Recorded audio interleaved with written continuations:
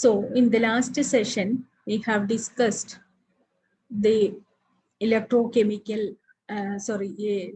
electrode potential എന്താണ്, non-stick equation എന്താണ്, ഇങ്ങനെയുള്ള കാര്യങ്ങളൊക്കെ നമ്മൾ ഡിസ്കസ് ചെയ്തു. അപ്പോൾ ഇനി നമുക്ക് കുറച്ചും കൂടെ അത്രയും തന്നെ ഇമ്പോർട്ടൻ്റ് ആയിട്ടുള്ള വേറൊരു ടോപ്പിക്കാണ് ഇതൊന്നും. ഈ പറഞ്ഞ പോലെ തന്നെ നിങ്ങൾ പല പ്രാവശ്യം പഠിച്ചിട്ടുള്ളതാണ്. എന്താണ് ഇലക്ട്രോകെമിക്കൽ സീരീസ് എന്ന് പറഞ്ഞാൽ electrodes in contact with ions R arranged in the basis of the values of there standard reduction or oxidation potentials. അതിൻ്റെ ബേസിൽ നമ്മൾ അതിനെ അറേഞ്ച് ചെയ്യുകയാണെങ്കിൽ we call it as electrochemical series. പിന്നെ എങ്ങനെയാ പിന്നെ ഇതൊരു ചാർട്ടാണ്. അത് ഹൈഡ്രജൻ ഇലക്ട്രോഡുമായിട്ട് കണക്ട് ചെയ്തിട്ടാണ് നമ്മൾ ഇതിന്റെ സെൽ പൊട്ടൻഷ്യൽ കണ്ടുപിടിക്കുക. ഹൈഡ്രജൻ ഇലക്ട്രോഡുമായിട്ട് കണക്ട് ചെയ്തിട്ടാണ്.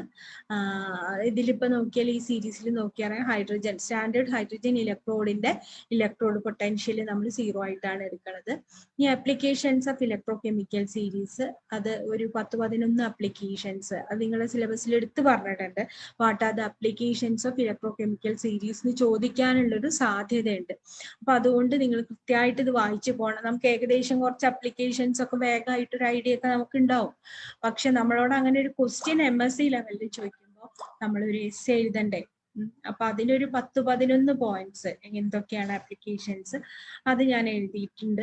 ഡീറ്റെയിൽഡ് ആയിട്ട് ഡിസ്ക്രൈബ് ചെയ്തിട്ടുണ്ട്. അതിൽ സംശയം വലിയ വിചാരിക്കുന്ന എന്തെങ്കിലും ഉണ്ടെങ്കിൽ ചോദിച്ചോളൂ. ഓക്സിഡൈസിങ് റെഡ്യൂസിങ് സ്ട്രെങ്ത്, അതേപോലെ സ്റ്റാൻഡേർഡ് EMF ഓഫ് ഇലക്ട്രോകെമിക്കൽസ് എല്ലാം അതൊക്കെ നമ്മൾ ഡിസ്കസ് ചെയ്തിട്ടുള്ളതാണ്. അതിനൊരു എക്സാമ്പിളും ചെയ്തിട്ടുണ്ട്. പിന്നെ predicting the feasibility of redox reaction, അതേപോലെ predicting the product of electrolysis. Electrolysis ചെയ്യുമ്പോഴേ ഇപ്പൊ നമ്മൾ സോഡിയം നമ്മൾ പഠിച്ചിട്ടുണ്ട്, ക്ലോറോ ആൽക്കലി പ്രോസസ് ഒക്കെ പഠിച്ചിട്ടുണ്ട്. സോഡിയം ഹൈഡ്രോക്സൈഡ് മാനുഫാക്ചർ ചെയ്യാനുള്ള ക്ലോറോ ആൽക്കലി പ്രോസസ്സിൽ ഒരു സോഡിയം ക്ലോറൈഡിന്റെ സൊല്യൂഷൻ നമ്മൾ ഇലക്ട്രോളൈസ് ചെയ്യുകയാണെങ്കിൽ നമുക്ക് ഒരു ഇലക്ട്രോഡിൽ ക്ലോറിനും ഒരു ഇലക്ട്രോഡിൽ ഹൈഡ്രജനും ആണ് കിട്ടുക.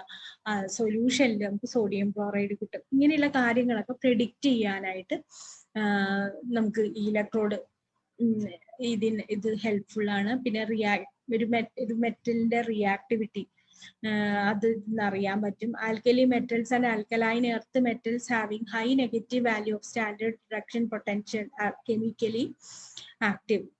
അതിന് കാരണം അതിന്റെ ഹൈ റിഡക്ഷൻ പൊട്ടൻഷ്യൽസ് ആണ് എന്നാണ് പറയുന്നത്. പിന്നെ electro positive character of metals, ഏത് മെറ്റലാണ് ഇലക്ട്രോ പോസിറ്റീവ് എന്നുള്ളതൊക്കെ അറിയാൻ, അതായത് സ്ട്രോങ്ലി ഇലക്ട്രോ പോസിറ്റീവ് ആയിട്ടുള്ള മെറ്റൽ എന്ന് പറഞ്ഞു കഴിഞ്ഞാൽ -2 കൂടുതൽ അതിനേക്കാളും നെഗറ്റീവ് ആയിട്ടുള്ള പൊട്ടൻഷ്യൽസ് കാണിക്കുന്നവരാണ്, റിഡക്ഷൻ പൊട്ടൻഷ്യൽ കാണിക്കുന്നതാണ് സാധാരണ.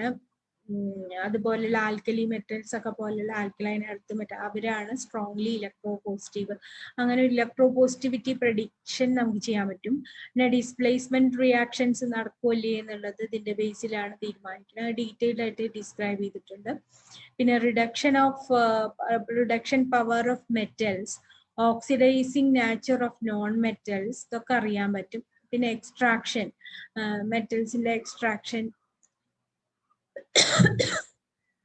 ചെയ്യാൻ പറ്റുമോ, പിന്നെ അങ്ങനെയുള്ള കാര്യങ്ങളൊക്കെ ഒരുപാട് ആപ്ലിക്കേഷൻസ് ഉണ്ട് ഇലക്ട്രോകെമിക്കൽ സീരീസിന്. അപ്പൊ നിങ്ങൾക്ക് ഒരു എസ്സേ ഒക്കെ ആയിട്ട് വരുമ്പം അത്യാവശ്യം 10-11 പോയിന്റ് തന്നെ എഴുതേണ്ടി വരും. നന്നായിട്ടൊന്ന് മനസ്സിരുത്തി വായിച്ചാൽ മതി, എന്നാൽ തന്നെ അറിയാൻ പറ്റും. നന്നായിട്ട് പഠിക്കണം, കാരണം ഇത് ചോദിക്കാൻ സാധ്യത ഉള്ളതുകൊണ്ടാണ് ഞാനൊന്ന് നിങ്ങൾ പഠിച്ചതാണെങ്കിലും ഒന്നും കൂടെ അത് പറഞ്ഞത്.